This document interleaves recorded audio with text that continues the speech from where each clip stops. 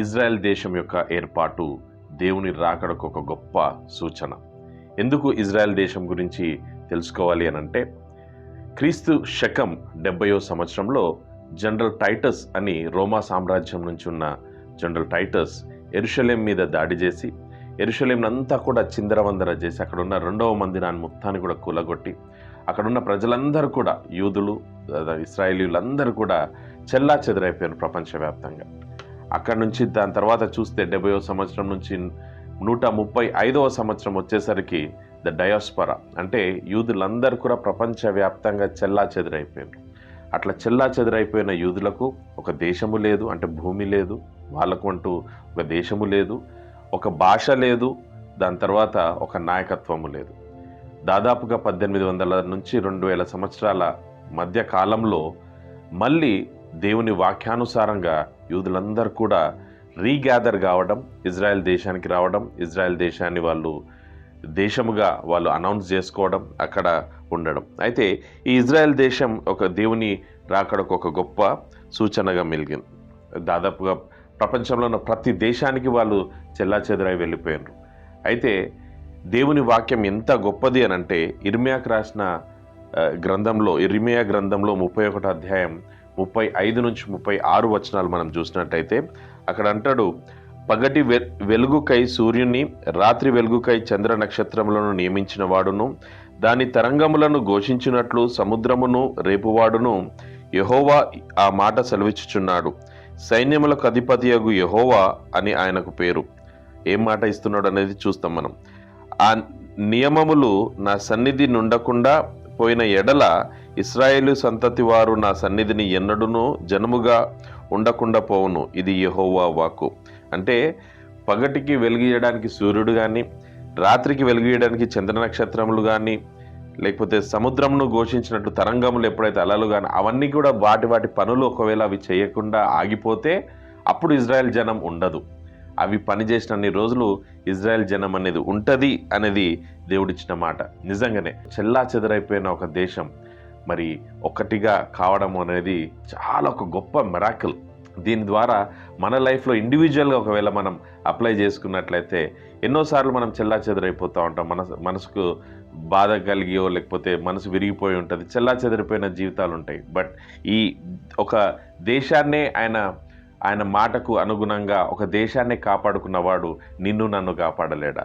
Definitely God will help us. అయితే Ezekiel 36:24 వచనం మనం చూసినట్టయితే అప్పుడు దేవుడు ఏమని చెప్తా ఉంటాడంటే, ఇజ్రాయెల్ని మళ్ళా నేను తిరిగి తీసుకొని వస్తాను అని.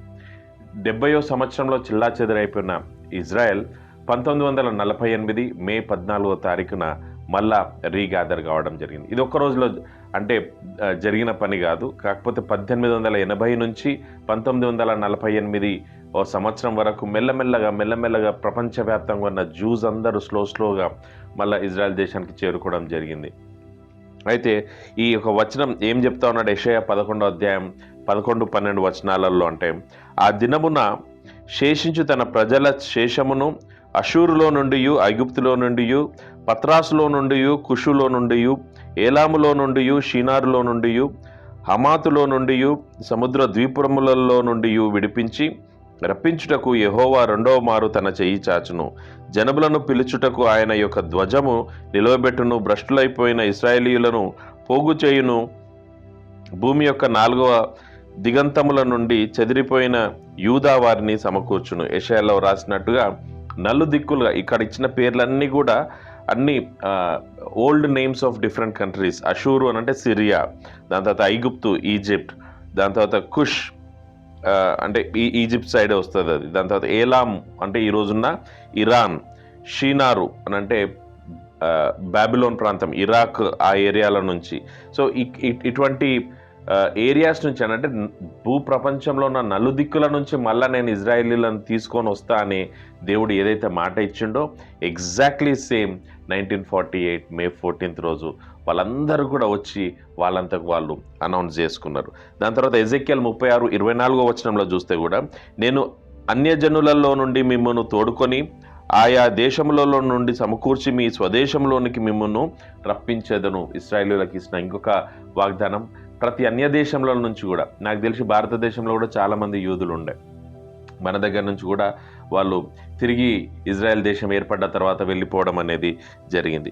ఈ విధంగా చూస్తే దేవుని యొక్క ప్రామిస్ ఎందుకు చెల్లాచెదురైనంటే అది కూడా దేవుని ఆజ్ఞ లేనిది అది కాలేదు. ఇది లేవియకాండంలో 26వ అధ్యాయం అదంతా చదివినప్పుడు అక్కడ మనకు కనిపిస్తుంది దేవుని యొక్క నియమములు కట్టడములు ఒకవేళ మీరు గైకొనకపోతే మీకు 2 శ్రమ, దాని తర్వాత 7 శ్రమ అని చెప్తాడు. ఆ శ్రమ, ఆ డిసిప్లైన్ కోసం దేవుడు వీళ్ళని చెల్లాచెదురు చేసిండు. దాని తర్వాత 2000 సంవత్సరాల తర్వాత ఎప్పుడైతే ఏ రోజైతే ఆ యొక్క డిసిప్లైన్ ఫినిష్ అయిపోయిందో మళ్ళా తిరిగి తీసుకొని వచ్చి వాళ్ళ దేశంగా వాళ్ళను నిర్మాణం చేసిండు. దాని తర్వాత ఇది మరి ఇజ్రాయెల్ ఏర్పడడం దాదాపుగా 100 పైన దేశాల నుంచి ప్రపంచ నలుమూలల నుంచి మళ్ళీ ఇజ్రాయెల్ దేశానికి మళ్ళీ తిరిగి రావడం జరిగింది. అయితే ఈ ఇజ్రాయెల్ తిరిగి రావడానికి దేవుని రాకడకు లేకపోతే ఎండ్ టైమ్స్కి రెండవ రాకడకు ఏంటి సూచన అంటే ఇజ్రాయెల్ దేశంతో చాలా పనులు ఉన్నాయి. అంటే ఇజ్రాయెల్ దేశంలో 3వ మందిరం నిర్మాణం జరగబడుతుంది అని బైబిల్ సెలవిస్తూ ఉంది. రెండవది అంత్యక్రీస్తు అనేవాడు వచ్చినప్పుడు అదే మందిరంలో కూర్చొని వాడు పరిపాలన చేస్తాడు. దాని తర్వాత నేనే దేవుణ్ణి నన్ను ఆరాధించాలి అని చెప్పి ఆజ్ఞాపించినట్లుగా మనం తెసలోనికల పత్రికలో చూస్తాం, దానియేలులో చూస్తాం. సో ఈ పనులన్నీ జరగాలి అని అంటే ఇజ్రాయెల్ అనేది ఒక దేశంగా ఏర్పడాలి. ఇంకా ఒక శాంతి ఒప్పందం అంత్యక్రీస్తుతోటి అన్ని దేశాలతో పాటు ఇజ్రాయెల్ కూడా ఒక శాంతి ఒప్పందంలో ఆ పీస్ ట్రీటీ ఏదైతే రాస్తారో దాంట్లో ఇజ్రాయెల్ భాగంగా అవుతుంది అనేసి దానియేలు 9:27 వచనంలో రచించినట్టు ఇవన్నీ జరగాలి అని అంటే ఇజ్రాయెల్ ఒక దేశంగా ఉండాలి. కాబట్టి అంత్య దినాలలో ఇజ్రాయెల్ ఒక దేశంగా ఏర్పడడం అనేది దేవుని యొక్క చిత్తము, దేవుని యొక్క రాకడకు సూచన. A sign of end times clock. ఎప్పుడైతే ఇజ్రాయెల్ దేశం ఏర్పడ్డదో ప్రపంచంలో ఉన్న చాలామంది బైబిల్ స్కాలర్స్ ఎండ్ టైమ్స్ యొక్క క్లాక్ టికింగ్ అనేది ఫాస్ట్గా స్టార్ట్ అయింది అని చెప్పి అంటూ ఉంటారు. దేవుడు మరి ఇజ్రాయెల్ వారిని తీసుకొని రావడం ఇదంతా కూడా మన కళ్ళ ముందరనే జరుగుతూ ఉంది.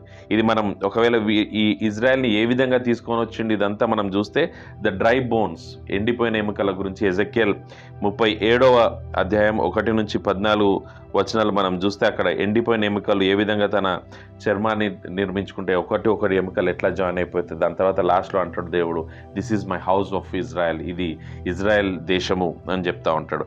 సో ఈ యొక్క ప్రవచనం మన కళ్ళ ముందరనే జరుగుతూ ఉంది. మన జనరేషన్లో మనం చూస్తూ ఉన్నాం ఇజ్రాయెల్ ఒక గొప్ప దేశంగా ఇప్పుడు ప్రపంచాన్ని శాసిస్తున్న దేశంగా ఉన్నది. ఇది ఏం సూచిస్తూ ఉన్నది మనకు అంటే దేవుని యొక్క రెండవ రాకడ సూచిస్తూ ఉన్నది. సో మనము రెడీ కావాలా, ఇతరులను రెడీ చేయాలి. Are you ready? And if you are ready, make others ready. Thank you so much.